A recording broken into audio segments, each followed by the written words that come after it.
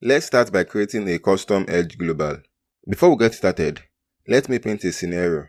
Imagine we have a blogging platform and we want to be able to write blog posts in markdown as we have it in major platforms these days. Of course, we are not going to build an actual blogging platform because that is beyond the scope of this course. But instead, we will only focus on displaying a single blog post that is written in markdown.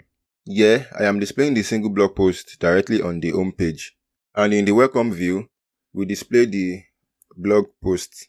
And here we have the blog post. And as you can see, it is written in markdown, but it is not properly rendered.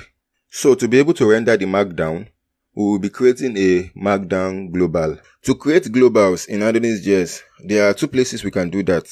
That is, inside a preloaded file or inside the boot method of a service provider. We are going to cover both cases in this lesson. Let's start with a preloaded file. Node is make preload file. The name of the file will be view globals. The file name can be anything, but as always, I like to make things explicit. So that is why I'm using view globals as the file name. We only want to load this file during the HTTP server. This will create the file inside the start directory and register it inside the .adonisrc.json file, as you can see. For rendering the markdown, we will make use of the markdown-it package, which we need to install. Also, we will install its types.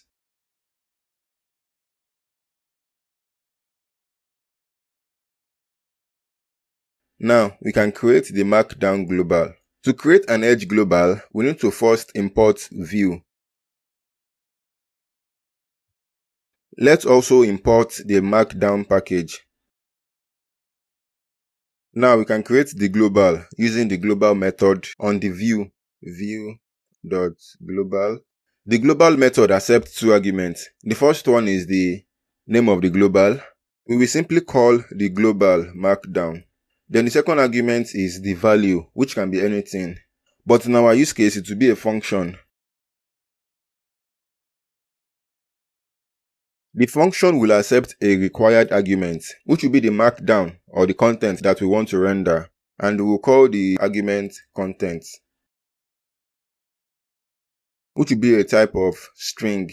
Then inside the function is where we have the logic to render the markdown, which is where the markdown package comes in play. So we are going to create a new instance of markdown-it. So new markdown-it. Then we can now call the render method on the instance .render. Then we'll pass in the content we want to render.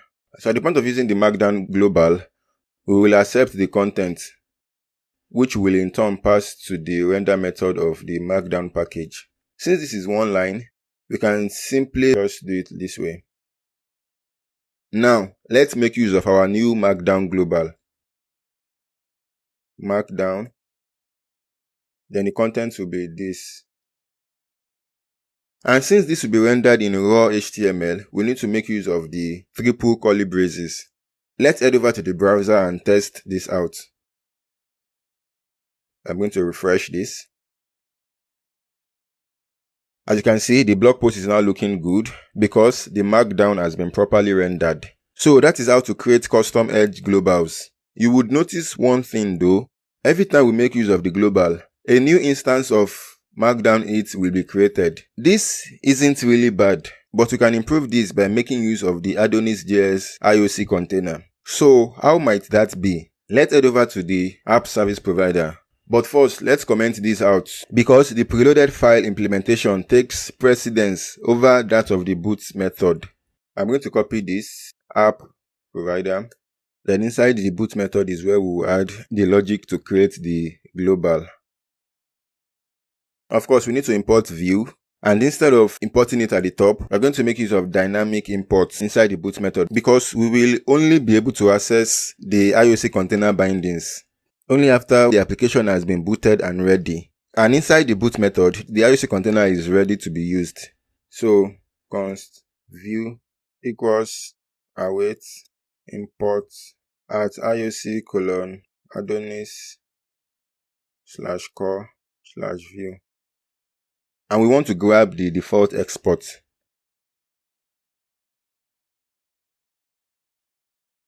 Also, we need to pull in the markdown package, which you can pull at the top here because it doesn't make use of the container.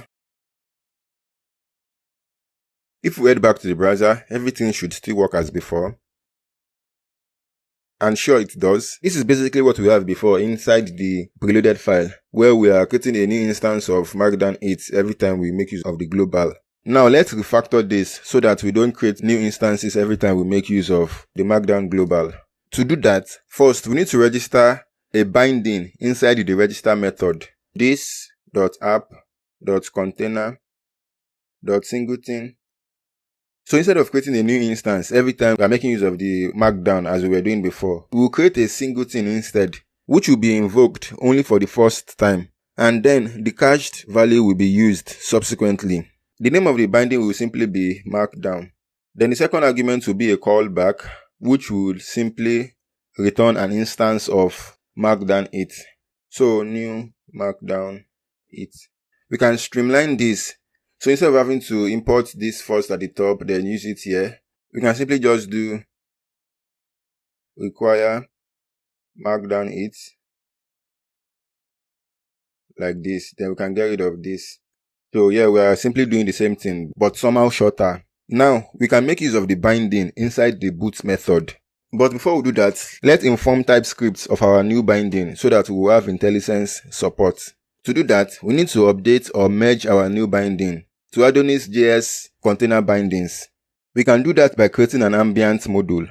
So we are going to create a new file inside the contracts directory, and the name of the file will be markdown.ts. Again, the name of the file can be anything. I'm using markdown here so as to be explicit and consistent. So we'll create the ambient module, declare module. Then for the namespace, since the container is a type of Adonis/core/application, we need to use that as the namespace as well. So at ioc:"Adonis/core/application." Then inside the module, we will simply update the container binding interface to include our new binding. So export interface. The name of the interface is container bindings. Our binding is markdown, which will be a type of markdown 8. So let's import markdown 8. So the type will be markdown 8. Now we can head back to the app provider and make use of the binding inside the boot method. I'm going to get rid of this. Now, instead of making use of the package directly, we are going to make use of the instance that will be created for us by the IOC container. So this.app.container.use, that is, we want to make use of the markdown binding, which will give us an instance of this if it is the first time, or the cached value. So now we can call the render method on this. As you can see, we have IntelliSense support as if we are using the package directly. And this is because of the binding update that we did here. We can pass the content to the render method as we have before. Again, if we head over to the browser, everything should still work as before. And it sure do. But now, only one instance will be created when Adonis boots the service provider, and we can make use of that instance instead of having to create new instance every time we make use of the global as we were doing before. So that is how to create custom edge globals in AdonisJS. In this lesson, we looked at how to create a custom edge global, and we looked at the various ways we can go about that is creating the globals inside a dedicated preloaded file, or making use of the boot method of a service provider. Then finally, we looked at how to refactor our global to make use of AdonisJS IOC container. In the next lesson, we will take it a step further by looking at how to create custom edge tags.